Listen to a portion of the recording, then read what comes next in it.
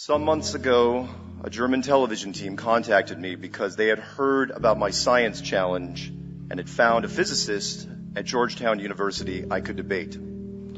They also wanted to make it as easy on the scientist as possible, so their idea was simple. They would record me on video, reading 5 quick science-based questions, and then send that recording over to Georgetown, and he would respond in kind.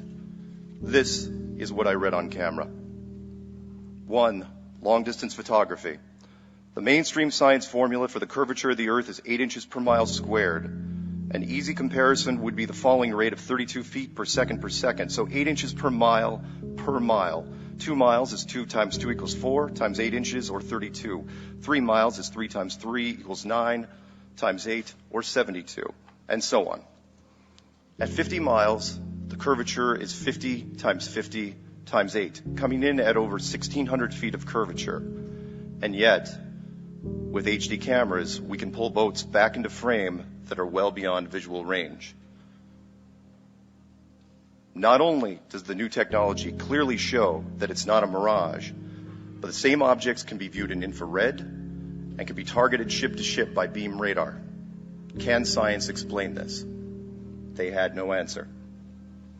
Number 2, vacuum versus gravity. The force of a vacuum is measured in units of torr, T-O-R-R. Even a low-level vacuum can overcome gravity here on the surface. In building molecule-free chambers for the manufacturing of electronics, a series of massive pumps are needed to create a 99% vacuum. That's -9 torr. And for the remaining 1%, horsepower isn't enough. It can only be achieved by a chemical leaching process.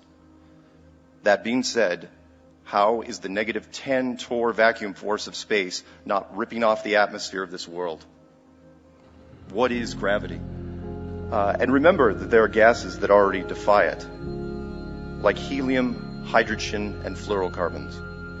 Isn't it more logical to suggest that the atmosphere is being contained in an enclosed, pressurized system?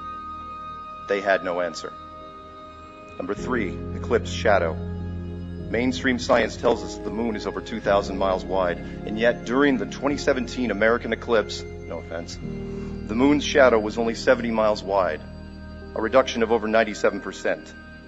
This is what the equivalent of having a 6-foot man walking in front of a wall where his shadow is smaller than an action figure at only 2 inches. Where do we see this in our everyday lives? We've seen a shadow's actual size and some much larger. Where can we see small shadows?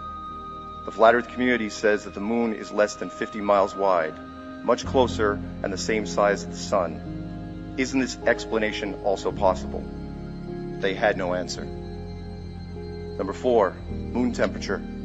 Science has yet to address this relatively new discovery that the moon generates a cold light.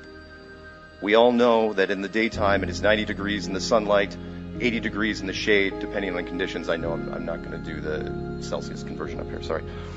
However, at night, especially when the moon is high in the sky, we see the opposite.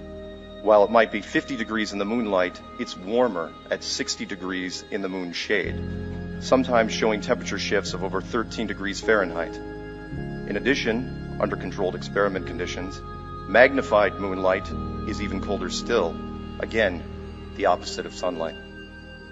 We can generate this with technology today using a cold laser.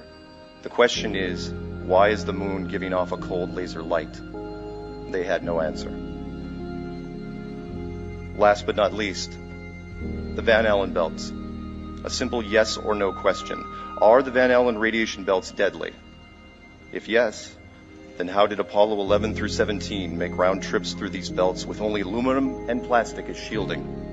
No one died, no one got radiation poisoning, nobody even got cancer. I think there's still like 5 left. Radiation is only stopped by 2 metals, lead and gold. Both are very heavy and cannot be used in aerospace because of their weight. If the answer is no, the belts are not deadly, then explain the video currently on the NASA.gov website called Orion Trial by Fire, in which NASA clearly states the belts are so dangerous they will not be testing manned capsules because they are unable to solve the radiation problem. Keep in mind, this is not an old video. It was created at the end of 2014. The scientist viewed my recording and folded like a card table. This piece was never aired. All that being said, my name is Mark Kendall Sargent, and I'm a flat earther.